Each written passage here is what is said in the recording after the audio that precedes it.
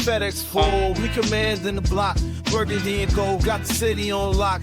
Hustling plays, ain't no need to pretend. DC reppin' strong and we fight to the end. Command is moving, no breaks, no pause. Hands in the dirt, respecting the call. KDot and Amit, dissect the grind. District divider with a city in mind. Join the damn squad, don't miss a bit. And you gotta spread the word, so share this shit. KDot.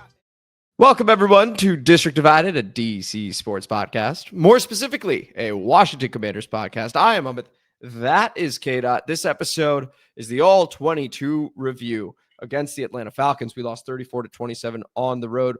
What the heck happened? So KDot is going to walk through what he saw, beginning with the offense, sounds like, and then we're going to shift over to the defense. After that, you know what? We're NFL fans too, just across the league. So we're doing our side piece report per usual. We'll also touch on some of the bigger games of the weekend and our thoughts on it. And then we conclude with the comment mailbag, as we always do. Before we begin this episode, if you could please like the video, subscribe to the channel, hit the notification bell, comment as you always do, and KDot. I think I saw that Benjamin St. Juste has a better PFF rating than both Emmanuel Forbes and Marshawn Lattimore and anybody that we have outside of Trey Amos. I don't like that. It's not a good feeling. This episode's not going to be good. Okay? But still, share this podcast. You can share this episode if you feel like it. Share this podcast and episode, please. We greatly appreciate that. Without further ado, we get to the All-22 review featuring our very own KDot. It's the All-22 review on District Divided. Bitches!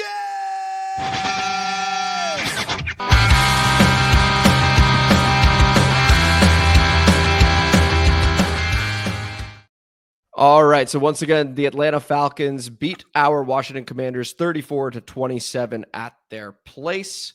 And we are now going to begin the All-22 review where KDot has seen the film. And he is going to tell us what happened on not his 50 screens, not his 60, but his 70. So, KDot, beginning with the offense, what did you see? I feel like I haven't gotten that intro in a while. It has been a while. It just came to me again. I was like, wait a minute, I did a thing too. Like that. Yeah. We're back. Okay. Offensively, I'm going to go with what worked, what didn't work. Overall, yeah. So, 27 points on the road with your starting quarterback out. It's a good day. I don't care what anybody says. That's a good day. That's a day that's supposed to win you a game. Okay? It didn't. And there was my favorite phrase, I think, this year. There was meat left on the bone, guys. There's a lot of things that could have worked a little bit better than it did. And I think the first thing, and I'm going to go on the what work category, I think is something that maybe me and you might have a discussion about, because I don't know if you're going to agree with this. The run game. I thought it worked. I agree. Yeah, cool. Should have done it more.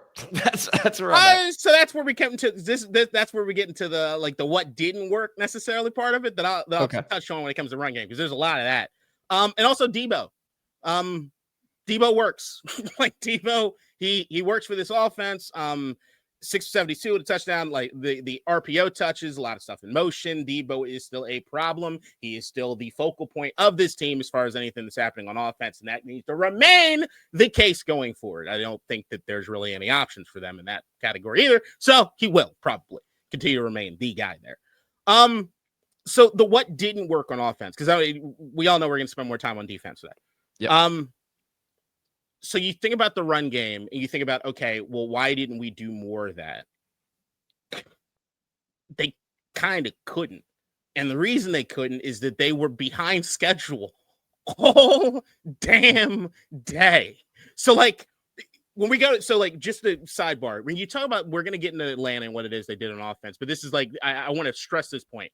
When you look at Atlanta's numbers for rushing, I think most people will look at that and say, oh, I guess the guys did a good job as far as what happened with the rush defense. Right? And that's what I'm going to go to. What it gives is, what are you doing with the run game that keeps you on schedule, that allows you to start passing in a certain situation, allows you to start doing the play action stuff, that allows you to keep your offense in play, right? That allows you to play offense. We did the exact opposite. We had a run game that looked good, but they kept getting in a situation where they couldn't take advantage of that, right? You look at third downs, 1 of 8 on third down. One of 1 in the red zone, but beyond that, you talk about the 4 field goals, but not finishing stuff. Penalties, miscues, early drop, the jet sweep tackle for the loss, the free runner on the first sack that happens in the game, the holds by Ben Sinnott. There's the Luke McCaffrey penalty that turned what was going to be a great start for a series into a 1st and 30. Like every time that they had anything that was sort of getting ginned up with the run game, they would then find themselves through a penalty or through some sort of miscue behind where it is, behind the sticks of where they needed to be. And they needed to start pushing the ball down the field. So like they're trying to keep the confines of the offense. You see Mariota still playing within the confines of what they're trying to do with the offense, but Cliff can't get into his bag properly because of the amount of mistakes that are happening at the worst possible time. So it's like, it's not that just like their mistakes were happening. It's that they happen at the worst possible time. Like you've set up. Yeah, go ahead. Well, I was just going to ask you for examples of mistakes in this situation. So that's what I'm saying. Like that list, the jet sweep tackle for the loss, there's somebody doesn't pick up as far as on the sack. I think I have more information on that. The holding penalties, Luke McCaffrey penalty, the Senate penalties. Like Bill getting beaten, blitz pickup. Mariota gets hit. Now we're behind the sticks on something because you see Cliff's trying to set up stuff. When you talk about the carries, 7 carries for Chris Rodriguez, 7 carries for Bill. They were trying to get something going. Like if you talk about a committee sort of situation, right? There's been so many times anybody can get anything. And you see what Bill and Chris Rodriguez were doing. You might want some more Jeremy McNichols in the mix, but you couldn't really get the numbers up because they wanted to run more. They just couldn't because in every situation where it'd be like, all right, maybe we'll run the football, give us some daylight or something. It wasn't working. They'd be way behind where it is they needed to be. Got it. Okay. No, that makes total sense. So it sounds like a lack of execution. Sounds like the coaching seemed to be okay though, but because we would get in those situations where we're behind schedule, you mentioned the tackles for loss, you mentioned the penalties, all of a sudden you're out of that run game possibility. Everybody has a piece of it. Because like you could say behind sixes, like the Mariota missed some guys the day. These damn grounding calls, dog. Like those are killer. They're killer. So like everybody had a piece in like getting us behind the sticks, but that's how you destroy the run game. You destroy any possibility of being able to stick with the run game if you're constantly getting penalized. And now you're running into 1st and 20, 1st and now 30. And it's like, I gotta get down the field. So looking at then the pass game, right? So you've explained the run game and why maybe we weren't able to do it as much. I look at the stats. I see Debo, of course, had a nice day, 6 catches, 72 yards, and that touchdown on 4th down. Nice throw by Mariota, by the way, and nice catch from Debo. After that, I'm seeing 2 catches, 21 yards, 2 catches, 21 yards, 2 catches, 18 yards. And shout out Luke for his touchdown within the 21 yards. But were people open and Mariota was just missing them? What did that look like? Mariota absolutely did miss guys. You probably miss guys at a higher clip than like things that I would criticize Jaden for last year, not this year, but last year. So like he's definitely missing things. But my leash with him is a little bit longer because of who he is as a quarterback, right? So like I'm understanding there's going to be stuff that Mariota just can't do. What makes Mariota special is taking what the defense gives him. That's what makes him. So like when you see the stat line for Mariota 16 to 27, especially early on in the game, that stat line gets worse as the game kind of goes on as they're trying to throw the ball down the field. But there's certain points in the game where you're like, all right, you're having a highly efficient day. You're taking what the defense gives you. But if you had the run game to work with this and what we're doing like last week, right, then you could have some momentum to start going with it. So I give Mariota credit in the sense of the only real bad ball he threw was the ball that got picked off, right? Yeah. He sailed that. And he immediately took responsibility for it. He knew better than that. Everything else might have been off target or stuff, but it didn't necessarily put the ball at risk. It didn't put anything at risk. The other also something that I don't think I've never mentioned. I haven't really consumed a lot of content actually, but one thing I don't think I've seen anybody talk about is there was the one turnover, right? They fumbled 4 times. Like that's fair. like that. I was thinking about something to say. I was like, actually, that's a good point. I don't even think we talked about it. They didn't lose a single fumble, right? So like that is not going to go your way. Right. Like it's not going to. And the fumbles would happen on like plays in which you're like, oh man, there's some room there, and then the punch out something. It's like it was worst stuff happening at the worst time. But then if you take into consideration what we're talking about with the pass game, when I'm talking about the run game, when I'm talking about as far as being behind schedule, Jaden Daniels is not playing, Terry McLaurin's not playing, John Bates is not playing. Like, they have reasons, but still 27 points on the road. That's enough. Should be enough.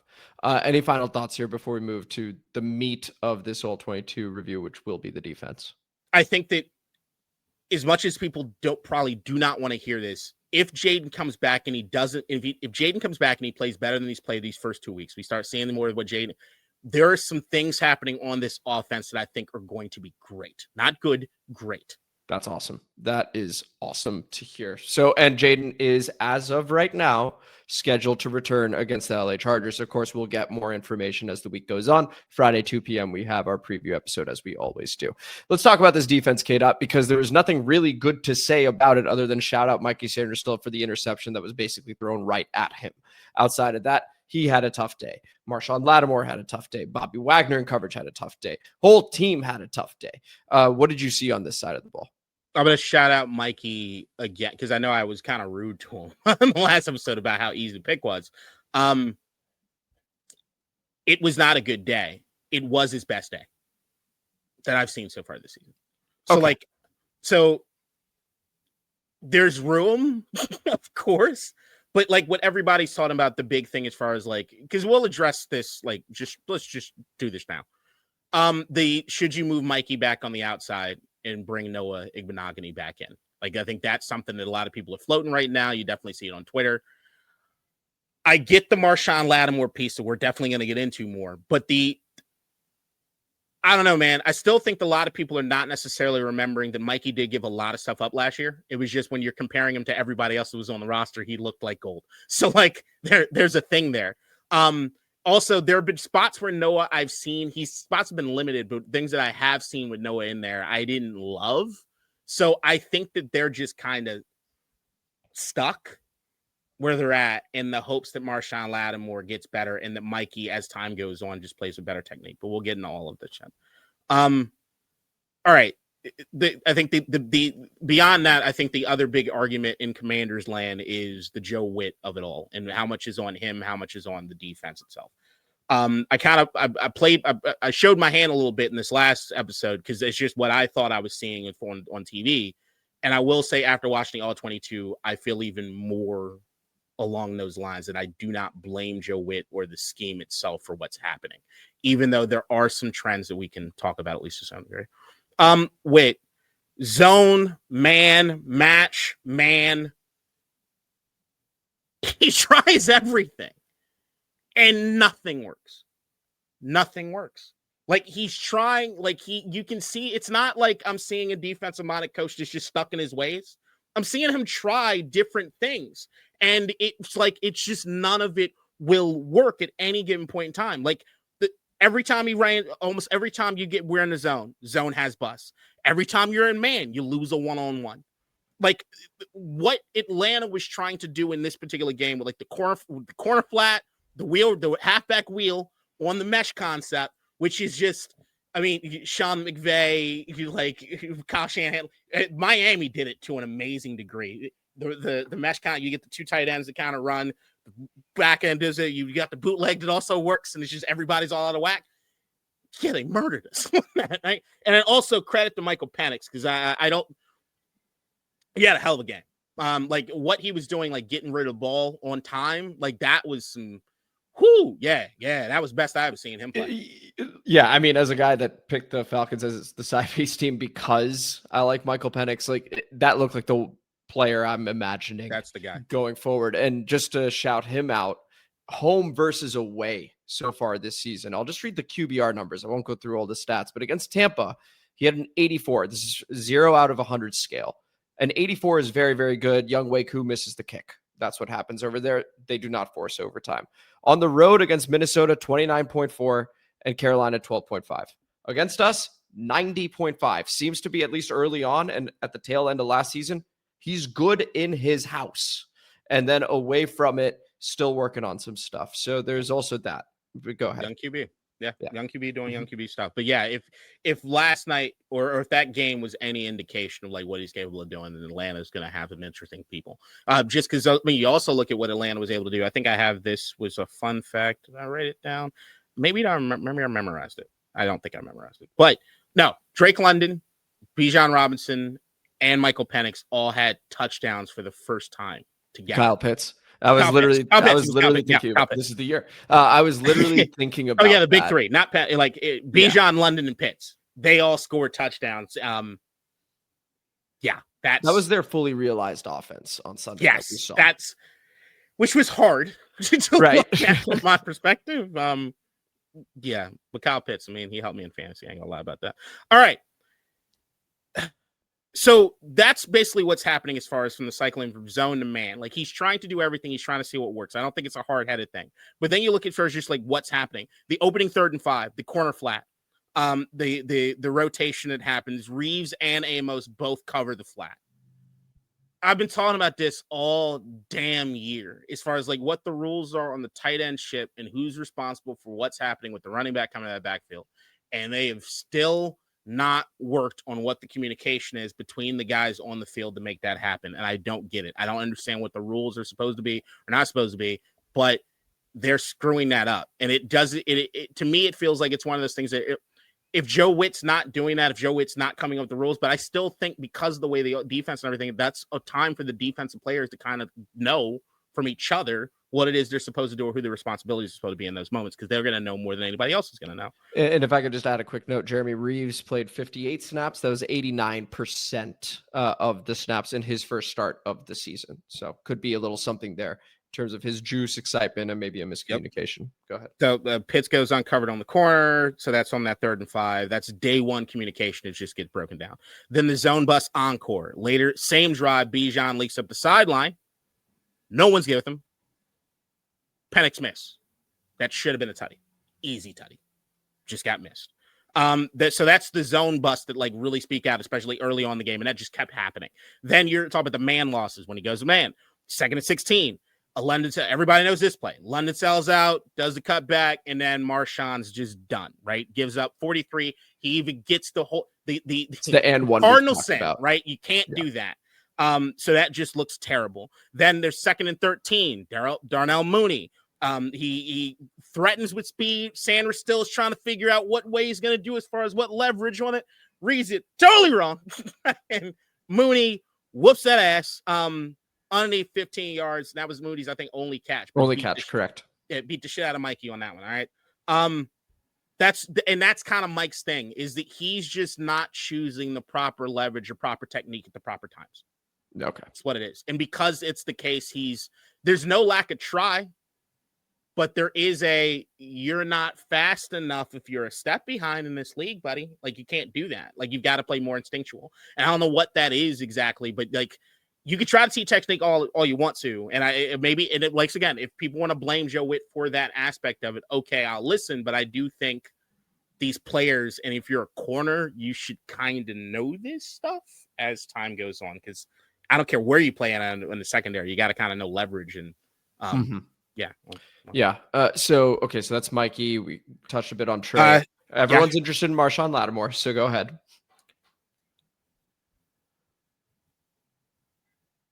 You got to be better. Like you were clearly the word. Like there's just no confidence or anything there. I don't know what it is. He's slower than everybody else. He's a step behind. You can clearly see he's probably in his head. But it's been this way all season long, man. Like I just don't.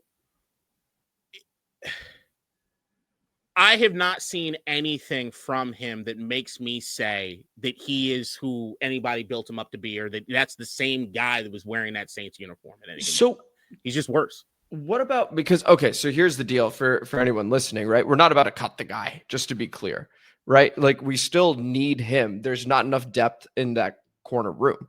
So is something that we can do. By the way, I saw Stephon Gilmore floated out and I was like, oh, I know that name. But listen, KDot, is this something where maybe you put him on the number 2 receiver for a little bit? I know it is a bit of a demotion, but at least he's not going against the one. You keep talking about how well Trey Amos is doing, and we put Mikey Sainristil through the fire last season. He seemed to Amos respond screwed to up. it. Remember, third part. No, he did. Of course, he's a rookie, but like, would it make more sense to swap them for a bit? Or at least maybe he doesn't travel, like, you know? I can't get over the fact that what's hurting these guys is technique shit. It's stuff that should be second nature to you. It's the learned stuff. Is that not coaching? If they're all doing it? I think at this point, you got to blame somebody that the guys are not sinking in, or at least that whatever it is that they're teaching them is not sinking in. Because this is a deeper conversation. There's some stuff with the Dan Quinn defense that everybody's always talked about, which is that one way to beat Dan Quinn is use emotion. Use emotion. Because the thing with motion with Dan is it goes back to Dallas, is that they were saying the communication piece of it was not necessarily where it needed to be, and that was a thing. If you put guys in motion, which is what Atlanta did, then you're going to potentially have situations where guys are not communicating properly. But to me, scheme is one thing, and I don't know if there's just a chasm, but when you have like a Bobby Wagner on the team who's also making these mistakes, with some of the other guys, it's just, I don't know what to attribute it to. Because I can't say that you can have a team that is this old, right? That don't know what to do or how to communicate on the field. I don't know if it's because I just don't know. I could not tell you what's going on. I see a coach trying to switch up and do things to try to put guys in the best position. And every time he does, the scheme is right. Like what the call is right for the situation, but nobody's playing it correctly. Or people might be playing it correctly, but technique is off. And if the technique is off, then they're done, right? So like it's just this confluence of errors. Like I go back to last year, which is like, I was complaining about this early on in the year about the lack of communication I was seeing on defense, and they got there, right? There's still a talent discrepancy, which is something that we all need to come to terms with in secondary, is that there is talent discrepancy. But outside the talent discrepancy, they got better with the communication. Sometimes to me, that's just a player meeting sort of thing, and maybe that hasn't happened yet. But it's something. It's definitely like I don't see lack of effort. We're gonna get into some of the other shit that like is close to lack of effort that really pisses me off. But it's just every which way that the pass defense could go bad, it goes bad. And if you look at like the defensive line, even for the pass defense, I say, the pass rush wasn't quite there the way it needed to be. They didn't get home the way they needed to be, but they weren't being helped at all by what was happening in the secondary. And there were moments of guys just look. Bobby Wagner, you look slow. You look slow. Luvu can't really trust you to do anything in coverage at this point, right? So like there are chasms within the defense from a talent standpoint that you can't necessarily make up for. And then you add on top of that you're going to be making mistakes and mental errors, then there's no hope for that. This is where we go back to the conversation around linebacker in training camp, right? In terms of the depth, right? So we have Wagner and Luvu. Great. What about after that? Right. And so this is where we will probably need a guy to be able to step up and be able to help in coverage that's younger. That's a McGee or Medrano. I think Medrano would have a little more hope there. Given his size. I am curious about that. That's something I don't necessarily have an answer to, and that's something I would absolutely talk about. I know that one of it was Cajo got hurt in the game, but I do like moments where I'm seeing K Medrano and just the speed element that's out there on the defense. But the thing is that Bobby Wagner still has enough of those moments, and even had in this game that you're just like, oh shit, we can't miss out on this, right? It's the same. Look, man, it's the same. Me and you had the conversation after the season. I wanted John Bates. You wanted Bobby Wagner. And I said the only reason I didn't want Bobby is that I thought the physical piece isn't there quite, and it's not over. What he's doing doesn't make up for the fact that there's starting to be some discrepancies in there, and I think that chasm is starting to grow. It's just, and it's not that Bobby's not great. It's not that he doesn't know what position to be in. It's not that sometimes when they bring that boy in a blitz, he looks like a problem. Less in this game than some of the other games, but still. It's just, you get up in age, dog. Like it happens. It happens. I mean, he still had his 10 tackles. He had a tackle for loss. So like stat wise, he'll be there. You know, he always is. Yeah. But it is the stuff in coverage that you don't necessarily see on a box score where that help is needed. KDot, going back to the deeper conversation, this was 2-3 minutes ago now, where we were talking about technique, right? For the corners. Maybe this extends to the secondary as well. My thought is and this is a general thing as we continue this podcast and talk to each other about this, when one guy has a technique issue, that's him. When they all do. Well, hang on. That's sorry. coaching. All right, let me back up. Yeah. I'm talking about the combination of both of those things. I'm not necessarily saying that everybody's guilty of doing those things. Technique, Mikey. Okay. Mikey. Leverage, positioning, Mikey, he's struggling with that. That's the goal. That's the thing. Like, he's struggling with that. The other guys are struggling from a communication piece. Your safeties are where you see this as far as the communication piece more than anything. Quan had a screw up. Reese had more than one screw up. They're not sure exactly what to do with what, and maybe they're not communicating properly to the linebackers or the cornerbacks as far as that. Those are the guys that are usually out of position. So, like, even going back to Will Harris, right? Hey, what's the rule on chip release for a tight end? It seems as though you're freelancing a bit because your eyes are in the backfield. It doesn't look like you're taking care of your responsibilities. That's what I'm looking at as far from a safety standpoint. That's what I see there. Bobby is mostly physicality, and then very uncharacteristically the last 2 weeks, he's playing things wrong. I don't know if he's trying to make up for the speed, but even Dan Quinn told on the Bijan where he was supposed to be to eliminate the runway, he didn't do that. So even Bobby's having a mental error here and there, which is not something you typically see from Bobby Wagner. But Bobby's biggest piece is going to be he's not fast enough to make up some of the ground on some of the other stuff. So that's what you're looking at with that. Trey Amos is the one that shows the most complete package, but he still screws up occasionally, which is what you're supposed to be expecting from a first-year corner. So what I'm saying is it's not everybody making all the mistakes like that. It's the combination of all those things and people screwing up in the one way over and over again. Eliminate stuff. Jeremy Reeves should not be out there outside of the aspect of how much he means from a physicality and a try-hard standpoint. Everybody saw what happened with the Bijan Robinson run. That's great. That's awesome. If we won the game, that's the thing that everybody talks about, right? But we didn't. And you're out of position so many times. So, like, that's what I'm saying. Is it like, it's not everybody's doing all the bad things. It's that it's everybody's doing bad things, or a lot of people are doing bad things in very, very bad ways. And they might be repeating those mistakes. But when I look at the roster, what the fuck are you supposed to do? Got it. So Whitt's hands are tied a little bit, where it's just like there's only so much. Like you said, he tried everything, right? Zone, man, match. Like you mentioned it. He literally, it wasn't like he was stuck in his ways.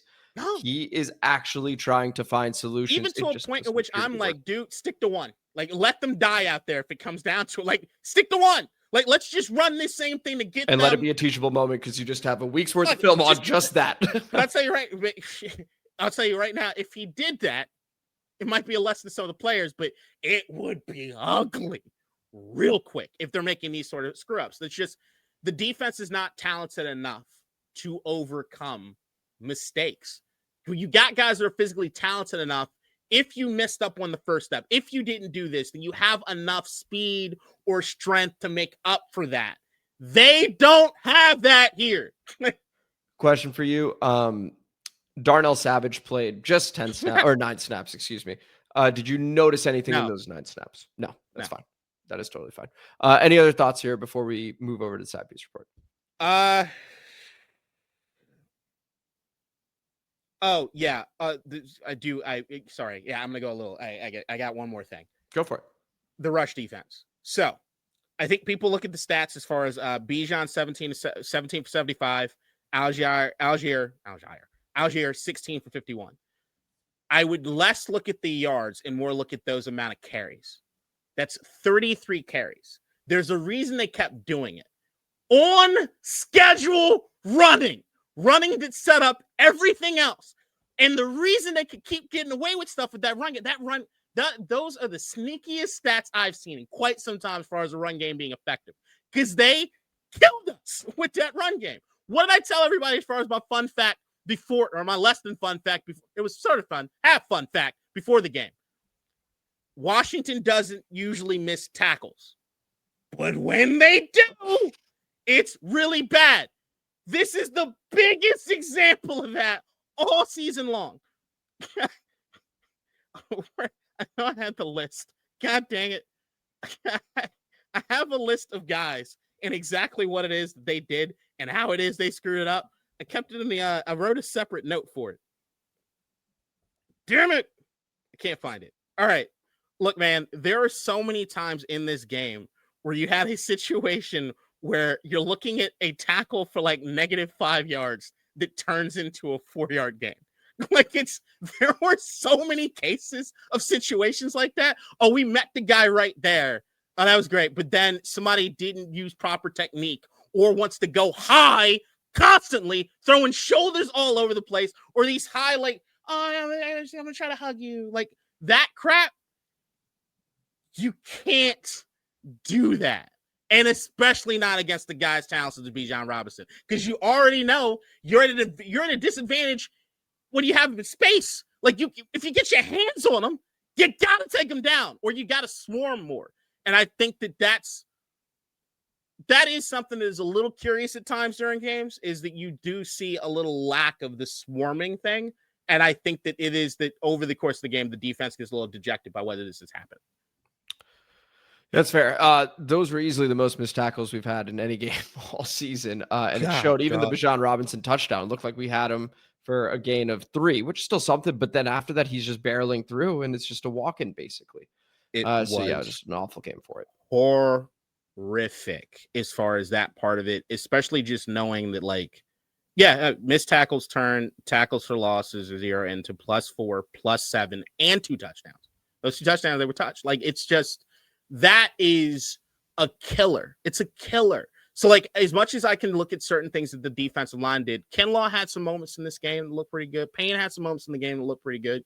They just couldn't. And I did like, they were really switching up what they were doing with Darnell Armstrong in this game. Once again, you remember say that piece. I think that they're really trying to, they're trying to figure that out. And even he had a bad angle on that one pass. It just didn't look good. Where he dropped in coverage, though, right? Yeah, he was dropping coverage. He was back. Yeah. It's just, you got to do that side angles and stuff. And Penix did an amazing job leveraging the angle to get where it is needed to be. Yeah, man, the defense, it's just, look, I don't know. Everybody, there needs to be a come to Jesus moment on the defense. And I do think that even if they have the moment, where I'm looking at right now is they, outside the front line, outside of the line, because I'm not even there with the linebackers at all. Your Von Miller's not getting counted this. Frankie Lou's not getting counted this. Outside the front 4 at times, this defense is not talented enough. And that was the All-22 review featuring our very own KDot. It's the All-22 review on District Divided.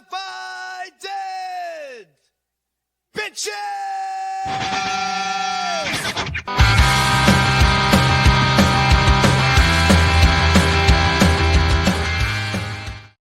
Crushed it as always there, KDot. I do like that we've split this out and we can do this for a longer period of time without feeling rushed into the preview. Once again, got numerous comments on that outside of the comment mailbag being like, hey, we love this. So great job once again. Side piece report. So we each have a couple teams over here, and as has been going on this season, it oscillates. 1 week is KDot's week, then it's my week. Then it's KDot's week, then it's my week. New England Patriots looked totally comfortable at home over the Carolina Panthers. Drake May even ripped out the Cam Newton celebration. He's a Carolina boy, so he did that. A lot of the Carolina reporters were like, you know what? Because he's a Carolina kid, loves Cam. That's awesome. Who cares? We suck. It's fine. And then we talked a lot about the Falcons via the All-22 review. KDot, I will now throw it to you for your teams. Geno Smith cannot protect the ball, and Carson Wentz just started in, abroad. Your thoughts? I have been someone that, remember, Chip Kelly was high on my list of offensive coordinators I really wanted to have, right? Quite high. And one of the reasons I went to is I was looking at guys that have made mistakes in coaching and how it is they talk about what it is they've learned as far as coaching. And one of the things that Chip Kelly talked about was how much he's more of a collaborator than he has been in the past, right? Like, he understands he's got to listen to people. And that's why the first thing he did when he got into the building was tell Ashton Gentry not to stand in the backfield the way he was always used to standing in the backfield. This last game, Ashton Gentry did what he wanted to do. And I think this team has issues. But like I said, I just think they'll be feisty at times.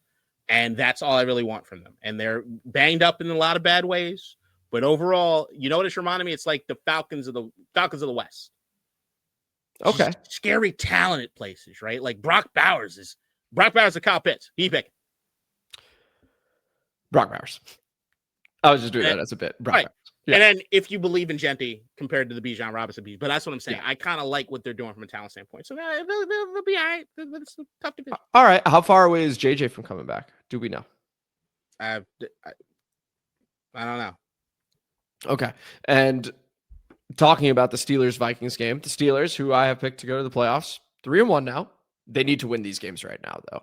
Yeah. Baltimore struggling. We'll touch on the Ravens-Chiefs game in just a moment as well, because that was like the big one. And maybe Packers-Cowboys a little bit, but it's not like Carson was like terrible. He had 350 yards passing, 2 touchdowns, 2 picks. Pretty admirable in that spot. What do you make of the Vikings right now? Pittsburgh's another one of those feisty teams, and the Carson Wentz actually performed. Like when you hear Carson Wentz's name, especially as a Commanders fan, you're not expecting a whole lot when he goes out there, and he performed at least up to a certain degree. They're supposed to lose some games in this, and they're going to lose. But I still love I still look at maybe it doesn't look as good now. Throttling Cincinnati does not mean what it used to mean. No, most certainly does not. They looked horrible against Denver. Look, man, the Vikings just keep chugging. Keep chugging. So yeah, now going back, I feel better about the Patriots. It was just the Panthers, but it was nice to get a blowout win. They haven't done that in Lord knows how long. And so long as the Falcons play at home, they look fine. I don't know what they're going to do when they're on the road, like we were talking about with Penix splits. But it was unfortunately a nice win for them, even though I think we really could have won that game. Especially listening to your All-22 review, at least on the offensive side of things, it seems like it was gettable from that perspective. Can we talk about this Ravens-Chiefs game after you fire off this? I was just going to ask you, I already know the answer to that, so it doesn't make sense. No, go ahead. No, I was actually, how do you feel about the Falcons after us? Of course you feel great because it was the only great game they had. Right. But there's I think I'm looking at the Falcons overall, and like maybe they're finally becoming the team that they're supposed to be. But there's still a lot of things that I not like what I saw. I think the coaching was pretty good yesterday, in particular. And I think offensively, another thing that a lot of people didn't talk about enough was Zach Robinson coming out of the booth and being down on the sideline with Penix. So it seemed to have helped out quite a bit. Yeah. If Penix plays like he did yesterday, I think they are a legitimately solid team in the NFC. I don't know.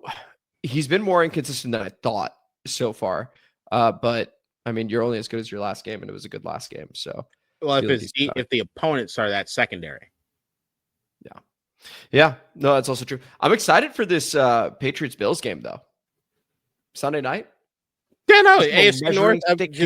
I always wish it's a little later on in the year. Anytime these guys start playing on prime time, because I want snow.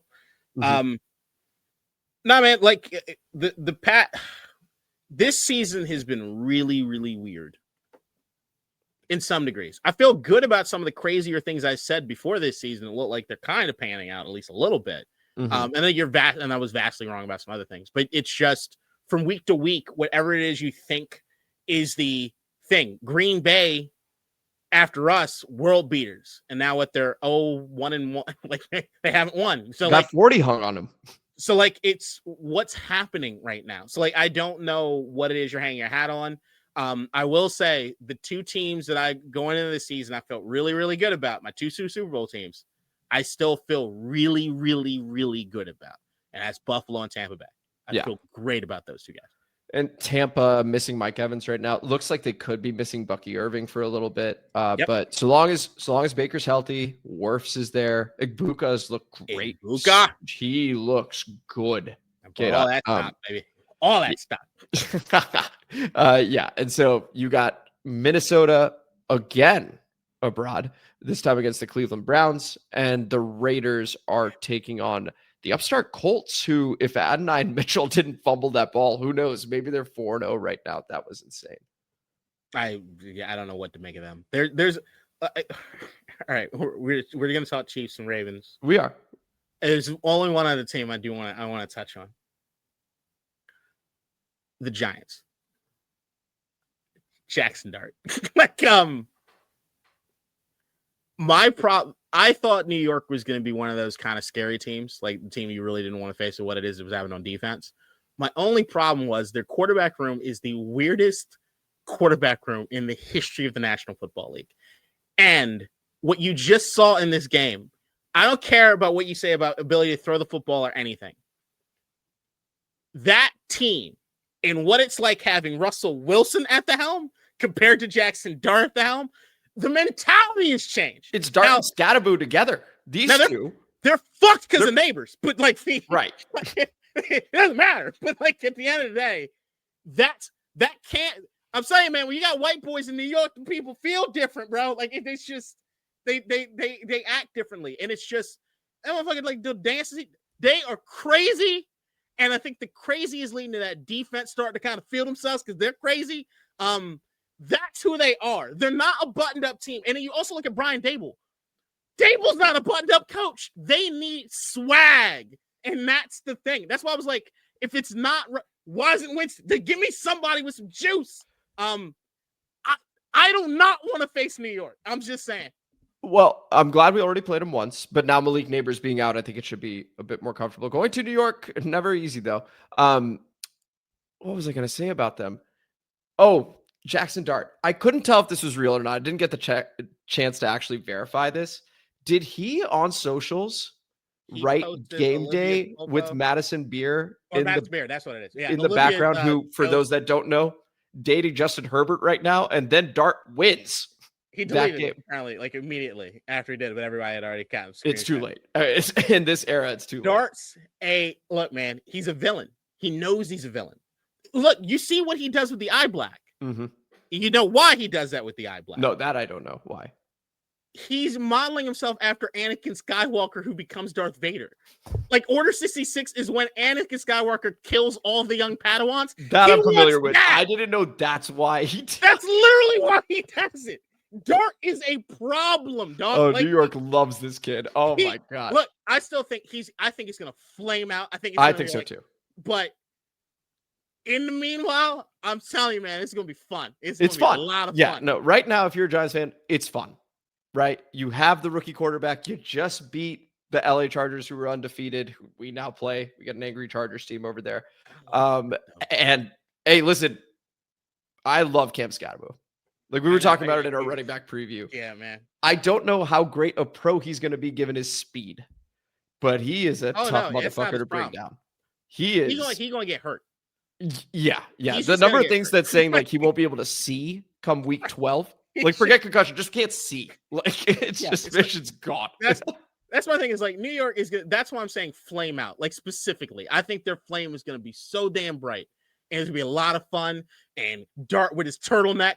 Who does that? Like he's just with the chain all out. Like, they know they're a problem. It's like if Tommy DeVito just embraced it. Like it's just you gotta embrace it. I like the idea of Jackson Dart being if Tommy DeVito just embraced it. That's what it's like. Let's start saying that. Actually, that's good. I think Daboll's been around just like I need a bad boy, a quarterback, and none of these guys are bad boys, and these guys are bad boys. I think he's going, man. If I'm going out, I'm just having some fun with it. Like this is gonna be great. I love this kid's aura. Everyone's talking about it. And we'll just go from there. The scary thing is that I don't think, regardless of what's happened in New York with Daniel Jones and all this stuff, I will say around any league circle, period, no one feels any different about Brian Daboll and what his ability is to coach on offense. So, like, he is a hot commodity. And I think New York is also going to try to have, as they've shown, the longest leash possible, because this is not a guy you necessarily want to let go. But, because, I do feel a certain way of Brian Daboll, probably even over Mike Vrabel. I like Daboll. I mean, I honestly think he's a good coach. I agree. If he were to get fired and go somewhere else, I think he'd do a pretty good job. So, and I actually think it works well with him having a quarterback that has a screw loose. Oh, for sure. Ravens Chiefs. We got to talk about it. Yeah. Ravens in big trouble. This isn't just like a little thing now, because there's the Lamar hamstring, which obviously, like, you hope that's okay. Their defense is so banged up now. Yeah. That games that they would normally win, just culturally, they would win, right? Mm-hmm. They have good defense. They have Lamar, are no longer givens. No, they're 1-3. This was the team I had coming out of the AFC. I'm worried. Scale 1 to 10, I'm at like a 8 right now. This is not good. And the Chiefs look very, very good. But just Xavier Worthy back, all of a sudden they look dynamic again. Patrick Mahomes is always going to do Patrick Mahomes stuff, but it's like, and that's where I was getting down to, is that this year for me, the Chiefs are Mahomes doing Mahomesian things. They just don't have enough to overcome that. Basically, a lot of what Lamar Jackson looks like in the playoffs. The angle, they beat themselves offensively with stupid screw ups and whatever was happening mentally with that team under the John Harbaugh gaze in earlier on the season. But the defense was always like not quite what it needed to be. And you even look back to last year is like what Kyle Hamilton covered up for so much on the defense. But I will say, as I live in Baltimore, I do hear a little bit more than some others about this team. And also it matters quite a deal for me because the better the Ravens are, the lower the murder rate is. So that's just a help. Yeah. Something's happening. Something's really happening behind the scenes here. Like everybody's looking. Kyle Hamilton is saying things, but he's being pretty cryptic, or at least he's being very purposeful in what it is he's saying. I think they are reaching a critical point here. So like, I expect that. I would not be surprised if a head rolls. And if a head does roll, you've got to think to how uncharacteristic that is of the Ravens to do so. Like, how long they keep Greg Roman when everybody was like, can we please stop this? There just might be running the thing. Like Mike McDaniel's a hell of a coach. And I love their pipeline and everything, but it might be that Mike left maybe a year early. Oh, you talking about McDonald? Sorry. McDonald. Sorry. What is McDaniel, McDonald. This is one of the reasons that he was so damn high on my goddamn list of coaches. Right. But, right. It's just Baltimore. I think the things that are wrong with Baltimore outside the defense and the injuries, which is just what's happening on paper, there is some stuff. This is not the Ravens that we know. This is not the team, and they don't feel that way behind the scenes right now. Looking back now, knowing what we know and the results that we've seen with Baltimore, that week 1 loss, I think, was way more damaging than people realize. Just because they had it, they were cruise control. The defense wasn't good, but it was fine, right? Like, it was fine up until a certain point. Derrick Henry fumbles, right? And then all of a sudden, the Bills take over. You have the coaching debacle that is punting on 4th and 2, 4th and 3, just basically gifting the game, right? And so now you're losing faith in multiple different spots of an otherwise sound organization. Next thing you know, Derrick Henry fumbles again. Now, does he have ball security issues? Derrick Henry, of all people? The Ravens defense is getting banged up, and Lamar just showed his hand one more time in a big spot where he just got nervous, and the pick wasn't good. Another bad fumble. Oof. Tough times in Baltimore, and it lends itself to what you're talking about, KDot. They're old in some spots. The vibe I always got from Baltimore was that the last year that Mike McDonald was here, the reason people loved McDonald to that degree is they did not think the talent was there. They thought he was getting a lot more out of the team than was on paper. Now, I look at that defense on paper and I'm like, I kind of like this defense on paper, but it's like there is an angle of like when you watch them play, it doesn't look the same. It doesn't feel the same. It doesn't feel it. Last year, I'm saying Kyle Hamilton covered up a lot of things that were happening. Hey, did you want him in the draft? Yeah, we both absolutely, just for inside joke, we both absolutely love Kyle Hamilton. We wanted to take him, and then we traded back. Oh man, Notre Dame. Seriously. But you know what this all means? Aaron Rodgers in the playoffs. Looks like it's could happen. It's a weak AFC. It is, which is one of the reasons I'm still not at all giving up on Baltimore. But I think Baltimore, like I look at that division, Cincinnati, they're done. Yeah, man. I don't like. What if Cleveland does it? What if they go, you know what? They figure out the offense. Defense is still lights out. Quinshon Judkins, just unbelievable. He is a dog, and Dylan Sampson is not getting any more carries, even though he looked a little promised at the beginning of the season. It's over. Quinshon looks good, man. He looks so much better. He looks good, but it's still. I can't have faith in them. But if you ask me, can Cleveland beat Baltimore? Yeah. Yeah. Oh, they certainly can. In Pittsburgh, yeah, man. That off like if the Rodgers to Metcalf thing keep happening, they'll be all right. Rodgers 18 of 22, 200 yards, a touchdown, no picks, 2 sacks, QBR 39. So there's still stuff to work out. As I'm saying, if the Metcalf thing goes away. Yes. Yeah, then that's that.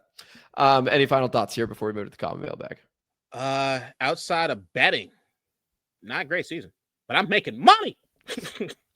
With that, we go to the common mailbag featuring an intro from our very own Nikki. Comment mailbag time, motherfuckers. District divided, ain't got time for no suckers. Spread the word, get in line. OGs and new G's, it's your time. And spread the gospel, cause this shit is divine. Yeah. All right, thank you as always for that intro, Nikki, beginning with, let's see who we begin with over here. Jamal Bibishar Banwi, shout out. Congratulations to the Falcons. They were the better team today with solid game plan and execution. I think our team has not found its identity yet. Hopefully we will next week. KDot, your reaction. I don't think you can with the injuries we have. Like, the team's not there. Like, you can try. But once again, like I was saying, the takeaways from this Falcons game, if you really want to look at, sift through the shit to find the gold, the run game looks good. Debo looks good. If Jaden comes back and can add that RPO element that they didn't go to a lot in the beginning of the season, and they do more of the design stuff, and he does what we know he's capable of doing, which is taking what the defense gives him at times to keep us in rhythm and on schedule, I like what I see. Offensive line is a little dicey. Yeah. Here's another one from Jabal, because this is now centered around Marshawn Lattimore. Okay. Would it make sense to move Lattimore to center as safety? I feel like he needs to be looking at the line and quarterback. Plus, he does know how to tackle. And then you move Sainristil back to outside corner where we know he played well last year. What do you think of that, KDot? I can understand it if it wasn't for what Marshawn's screwing up. And I would just say that he'd do the exact same thing at safety. Like, it's just, there's decision-making that's bad. I mean, the physical is a thing, but the only reason he's in those positions from a physical standpoint is because he makes the wrong decision. So, like, you even look at like what happened where he gets the pass interference penalty is because he made the wrong, he did the wrong thing. So, like, you're trying to make up ground on that. Some like maybe it's an improvement to some degree. Maybe it's something if you're just throwing shit at the wall at this point. But like, to me, what's bothering me the most about this defense is I think I mentioned it's a light switch thing. It feels as though if everybody just works on the one thing that they're doing bad right now, and it worked, like, yeah, it would flip it completely. But it's, what the hell? Like, if Marshawn is able to play and lock down a side of the field, at least maybe even make it harder for that to be the case, and Trey continues to play like he's been playing, then that to me means the defensive line gets to start eating. Like, the only other thing that I think the defense needs to look at is what you're happening as far as linebacker when it comes to mobile quarterbacks, to making sure you have the right spy for that. But as long as you do that, I think this defense is like, I like it schematically. I like where they're at from a certain standpoint player-wise. But Marshawn, if you're going to do that, I feel it's though it's a desperation move that takes a lot of the pressure off of these players kind of needing to step up. Yeah, if I am changing Marshawn's position, it might be just where he lines up on the field relative to where people are going to play their number one wide receiver. That's if I'm doing that. I said week 6 is when I'm going to begin reacting to all this stuff. There's a lot of noise, and from what I'm seeing, I am feeling a type of way, but I am waiting till week 6 until I'm making like any. There's another element to it, which is that there's a part of me that believes that there's at least a certain angle of Marshawn Lattimore being a pain sponge for Trey, which is the Marshawn's still taking a significant more of the more challenging assignments. And with that being the case, it might be saving some aspects of Trey Amos getting tested to that level, which can be confident. Yeah. So like there is the one thing about the Marshawn being is as long as it's Marshawn Lattimore and as long as that's his name and as long as he's making that fucking money, it's up to him to step up. And that's where I'm at. Is like, you need to step it up. Because what I don't want is like get to that level where if you start playing good, then we can have Trey Amos getting tested to that side. But I do think the unintended consequence that might be working is Trey might be getting more confidence swing where he is, that Marshawn's kind of absorbing some of this pain. Tony, Shout out Tony OG. Players are not showing up, but we have a coaching problem. Cliff's questionable game plan, if any, keeps us from sustaining offensive drives, which also keeps the defense fresh. Cliff has to be better. Joe Whitt's defense looks late and out of position in the tough games. The Giants beat the undefeated Chargers. Dallas went toe-to-toe with the Packers, who embarrassed us. The Eagles refused to lose, and the AFC West is on the schedule. If we don't get this figured out soon, that's in all caps, we're in trouble. KDot, your reaction? On the offensive side, I disagree. I think that the players kind of put us in situations, whether it be through penalties or miscues, that put us in a situation where we couldn't sustain the run the way we want to. I do understand that Cliff needs to, I mean, at the end of the day, Cliff could change some things up to possibly try to generate something else that was happening. But you look at the stat line for the running backs, like the only thing you'd see with that is like, oh, I wish they had more of them. And I think that Cliff would tell you the same thing. I wish they had more of them, but I don't think that we were in a position to necessarily do that. And once again, I still think the offense did enough to win that game. And then defense, when you say guys are out of position, I think that can go one of two ways. People can say guys are out of position because schematically the defense has guys out of position, but I don't think that that's what's happening. I think guys are being lined up where they're supposed to be lined up, and then they're just not executing.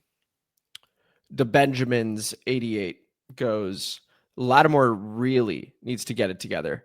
He hasn't had a good game where he was actually targeted since we got him. Now, I know there was the first game where he got targeted 4 times, only allowed the 1 catch, but you could tell like there was some separation and stuff like that. KDot, your reaction to that? I have not seen any Marshawn Lattimore tape I like. There's yet to be a complete game of Marshawn Lattimore that I've liked as far as we've been doing the All-22. The most you've had me come in here at the tail end of certain points last year is like, oh, I like his tackling, or I like the effort that he was showing on this, that, and the other. But I don't know. There's also a thing with me. Who is your least favorite Redskin Commander football team member ever? Ooh, do you Albert Ainsworth? That doesn't count. I mean, but it is. Let's see. I would have to think about that. Who's yours? LaRon Landry. And like LaRon Landry bothered me because he was my least favorite. And the number one reason he was my least favorite was celebrating after giving up first downs because he hit somebody hard. And I was like, you saw that they're winning the game. You see that was a first down. I'm glad you know how to hit hard, but please put the roids away and play sound defense. So like, that was my problem with him. But the thing is that what really bothered me with LaRon is that the way he was acting felt so out of character with the way everybody else was acting on the defense. It just felt like he was a man by himself. I don't hate Marshawn Lattimore. I don't know the guy well enough, and he hasn't been around long enough. But I'm telling you, every time I see him on the field doing anything else, it does feel like he's just a different thing. It feels like the defense is over here and he's over there. He's just doing something else. It never feels as though it has not felt to me as though it's meshed since I'm looking at you, Adam Peters, and saying you fucked this up. Tony also goes, Lattimore is a liability. Before he loses all confidence, do you think he could move to free safety since he lost his stuff? You don't have to address this one, KDot, because we already talked about it, but I'm just echoing what people are saying. I believe he has the mental attitude for it, playing safety, but does he have the talent for it? And is his business decision to make the tough 1v1 tackles? So that's just Tony also chiming in on the Marshawn Lattimore situation. Get better or get cut.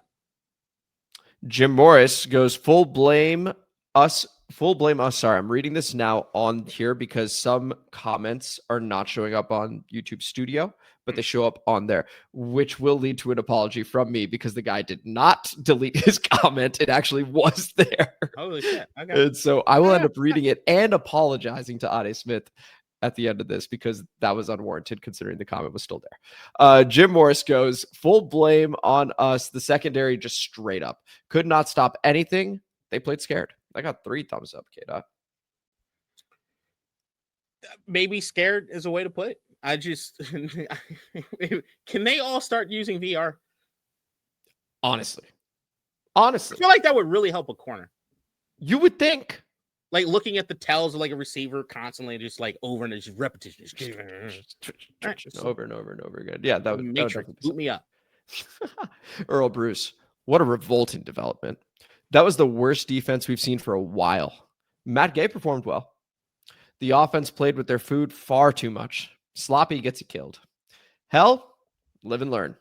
Ouch. 2 thumbs up on that. KDot, your reaction? I think that's a good way to sum up the offense. Sloppy. Yeah, I think sloppy is probably the right term. Again, Mariota sailing that one, missed a couple passes, the penalties. Terrible penalties. So on. Yeah. Sloppy. Tony, one more time goes, Coach, what's your YouTube channel? We really want to support. No reply from Coach yet, but I'm sure that is coming at some point. Yeah, so. And then King Showtime, 81, shout out. Joe Alt tore up his ankle today for LA. They have 3 backup O linemen. This is a must win. Disappointed today with the result and lack of defensive communication. Have to be better to get close to where we are capable of. I got a thumbs up. KDot, your reaction? I felt that way about like licking my chop, like, before the Green Bay game, and that did not work out. I like that LA team. Yep. And you guys will have to stay tuned for our predictions for that Friday, 2 p.m. And we will now conclude with the one comment we missed last week, which I proceeded to just call out and say, don't do that. And then I read it and it wasn't even that bad. So I apologize, Adi Smith. Here's the comment. Goes, listening to some of you so-called Commanders fans, not confident your team is going to win against the Falcons and hoping for Philly to lose at Tampa is a shame. Philly not playing particularly well, but are winning, so the Commanders cannot afford to fall too much behind, expecting others to do their dirty work. Packers, of course, knocked the Commanders senseless, and so were the Falcons last week. So everything is on the table here, and the Commanders have to win. Anything else is a failure. Have faith in your team! Exclamation point and peace sign emoji. So that was the comment, KDot, which really isn't as bad as I remembered it to be. We had just lost, and I was mad when I didn't see it, and I thought he deleted it, or she, so I apologize for that. Your reaction? I would love to just spend the next hour on this pod unpacking how you read that and felt the way you felt internally. I definitely thought I read something else. Yes, it's just a taste. He wasn't even doing his stuff. Can you imagine? Can you imagine? I keep telling y'all, don't approach the man at certain hours of the night.